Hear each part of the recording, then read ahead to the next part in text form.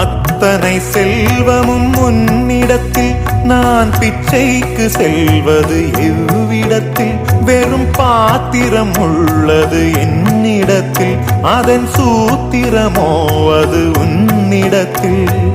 ஒரு முறையா இருமுறையா பல முறை பல பிறப்பெடுக்க வைத்தாய். புதுவினையா பழவினையா கணம் கணம் தினம் என்னை துடிக்க வைத்தாய். பொருளுக்கு அலைந்திடும் பொருளற்ற வாழ்க்கையும் துரத்துதே. உன் அருள் அருள் அருள் என்று அலைகின்ற மனம் இன்று பிதற்றுதே.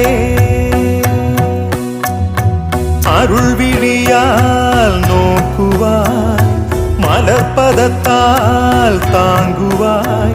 உன் திருக்கரம் என்னை அரவணைக்க